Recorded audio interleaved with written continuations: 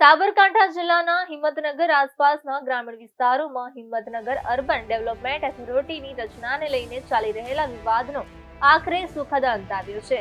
રાજ્ય સરકારે લોકલાણી અને ગ્રામજનોની રજૂઆતોને ધ્યાને રાખીને કુડા બનાવવાનો નિર્ણય હાલ પૂરતો સ્થગિત રાખવાની જાહેરાત કરી છે.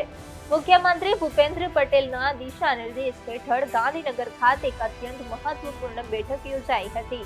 આ બેઠક ગૃહ રાજ્યમંત્રી હર્ષ સંઘવીની અધ્યક્ષતામાં મળી હતી, જેમાં હિંમતનગર આસપાસના અસરગ્રસ્ત ગામોના આગેવાનો અને મોટી સંખ્યામાં ગ્રામજનો ઉપસ્થિત રહ્યા હતા.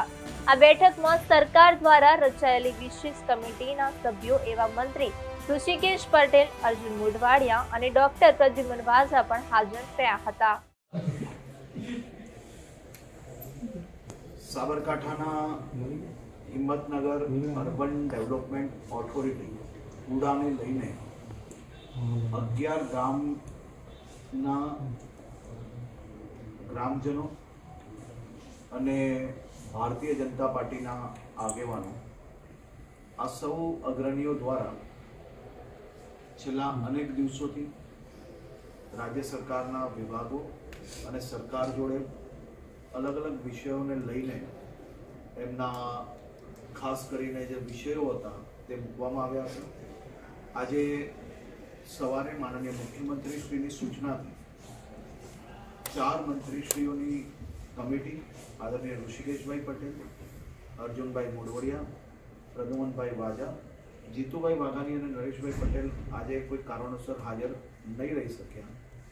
આ તમામ મંત્રીશ્રીઓ સાથે મળીને અમારા સાબરકાંઠા જિલ્લા ભારતીય જનતા પાર્ટીના આગેવાનો, ચૂંટાયેલા પ્રતિનિધિઓ અને આ 11 ગામના આગેવાનો સાથે એક બેઠક રાખવાનો નિર્ણય લેવામાં આવ્યો હતો.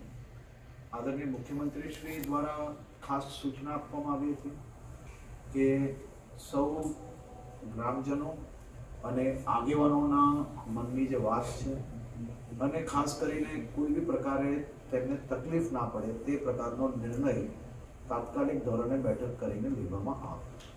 આજે હિંમતનગરના અને સાબરકાંઠાના સૌ આગેવાનો સાથે મળીને અમે 4 મંત્રીશ્રીએ મુખ્યમંત્રીશ્રી જોડે વિચાર અને વિમર્શ કર્યા બાદ કુડાનો નિર્ણય હાલ પૂરતો સંપૂર્ણ રીતે સ્થગિત કરવામાં આવે છે.